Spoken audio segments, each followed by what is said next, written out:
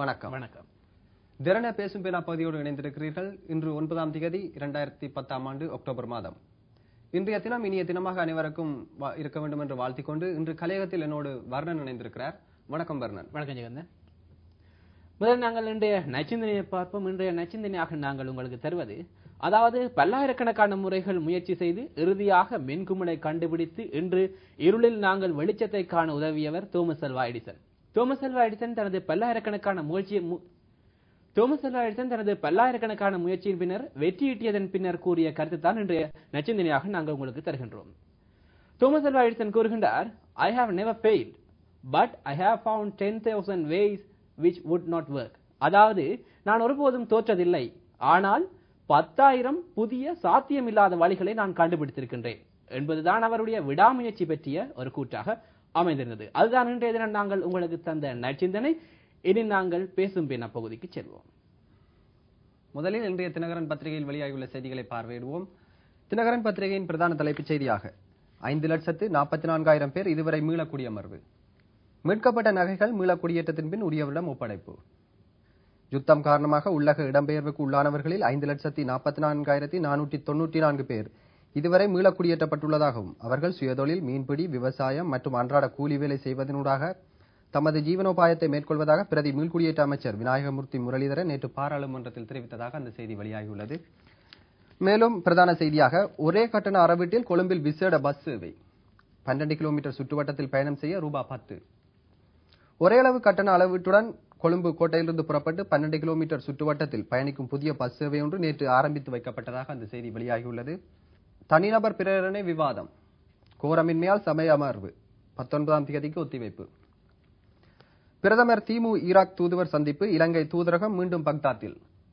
இலங்கைக்கும் ஈராக்குக்கும் இடையே வர்த்தக உறவுகளை பலப்படுத்தும் நோக்குடன் ஈராக்கிய வர்த்தக அமைச்சர் உள்ளிட்ட தூதுக்குழு ஒன்று எதிர்வரும் 20ஆம் தேதி இலங்கை வருகிறது என்று அந்த செய்தி வெளியாகியுள்ளது. இவை இன்றைய தினகரன் பத்திரிகையின் பிரதான செய்திகளாக வெளிவந்துள்ளன. இனி நாங்கள் வீரகேசரி பத்திரிகையை பார்வையிடுவோம். இன்றைய வீரகேசரி பத்திரிகையின் தலைப்புச் செய்தியாக இடம்பெற்றுள்ளது, பொன்சேகாவின் பாராளுமன்ற உறுப்பினர் பதவி குறித்து சபாநாயகர் தீர்மானிக்க முடியாது. ரணிலின் அதிருப்தியை அடுத்து அமைச்சர் பீரி சபையின் விளக்கம் என்ற செய்திதான் இன்றைய வீரகேசரி பத்திரிகையின் தலைப்புச் செய்தியாக இடம்பெற்றுள்ளது. அதேபோல் மற்றொரு முதற்பக்க செய்தியாக அங்கு இடம்பெற்றுள்ளது, கொழும்பு யாழ்ப்பாண பஸ்களுக்கு அனுமதி கட்டணம் 11 லட்சம் ரூபாய். 2 வருடங்களில் யாழ் ரயில் சேவையில் என்கிறார் அமைச்சர் என்ற செய்தியும் அங்கே பிரசுரமாகியுள்ளது. அதாவது அனுமதி கட்டணமாக பஸ் ஒன்றுக்கு 11 லட்சம் ரூபாவை இனி கொழும்பு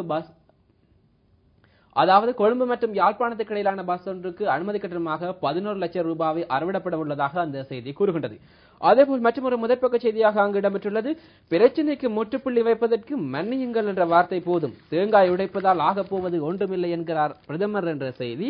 மன்னியுங்கள் என்ற ஒரு வார்த்தையை அனோமா ஜனாதிபதியிடம் கூறுவதாயினால் பொன்சேகாவின் பிரச்சனைக்கு முற்றுப்புள்ளி வைக்கப்பட்டுவிடும். அதனை விடுத்து தேங்காய் உடைத்துக் கொண்டிருப்பதாலோ அல்லது வீதி வீதியாக சென்று போராட்டம் நடத்துவதாலோ ஆகப்போவது ஒன்றும் கிடையாது என்று பிரதமர் திமு ஜெயரத்ன சபையில் தெரிவித்ததாக அந்த செய்தி கூறுகிறது. அதேபோல் மற்றொரு முதற்பக்க செய்தியாக இடம்பெற்றுள்ளது, மாகாண சபைகள் தேர்தல், உள்ளூர் அதிகார சபைகள் சட்டமூலங்களை நிறைவேற்றுவதில் சட்ட சிக்கல்.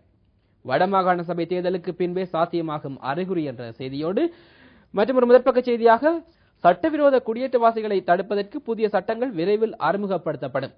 கனேடிய பிரதமர் ஸ்டீபன் ஹார்பர் அறிவிப்பு என்ற செய்தி இடம்பெற்றுள்ளது. அதாவது கனடாவில் தற்போதுள்ள சட்டங்கள் மனித கடத்தல்களை நிறுத்துவதற்கு போதுமானதாக இல்லை.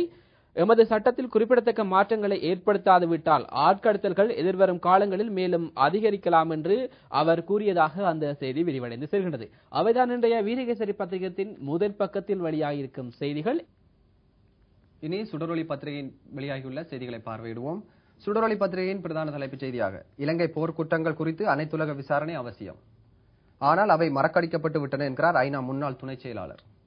இலங்கையில் நடந்த போரின் போது இடம்பெற்ற மனித உரிமை மீறல்கள் சுயாதீனமான அனைத்துலக விசாரணைக்கு உரியவைதான் என ஆணித்தரமாக தெரிவித்திருக்கிறார் ஐக்கிய நாடுகள் சபையின் முன்னாள் துணை செயலாளர் நாயகம் டெனிஸ் ஹாலிடே என்ற அந்த செய்தி வெளியாகியுள்ளது.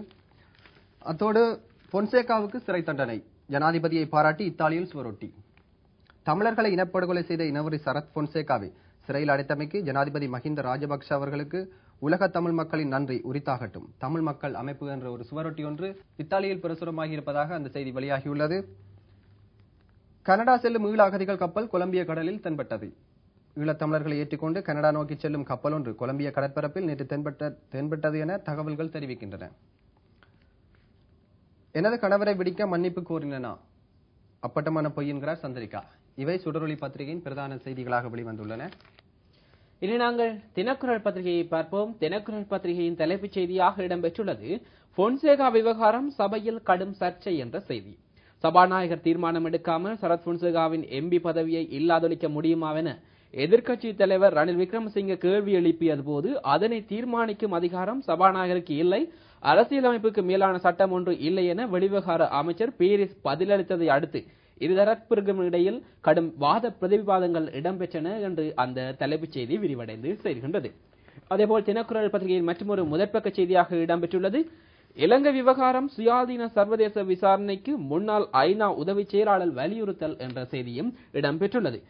இலங்கை மோதலின் போது இடம்பெற்ற மனித உரிமை மீறல்கள் தொடர்பான சுயாதீனமான சர்வதேச விசாரணை அவசியம் என்று ஐநாவின் முன்னாள் உதவி செயலாளர் நாயகம் டெனிஸ் காலிடே கூறியுள்ளார் என்று அந்த செய்தி விரிவடைந்து செல்கின்றது.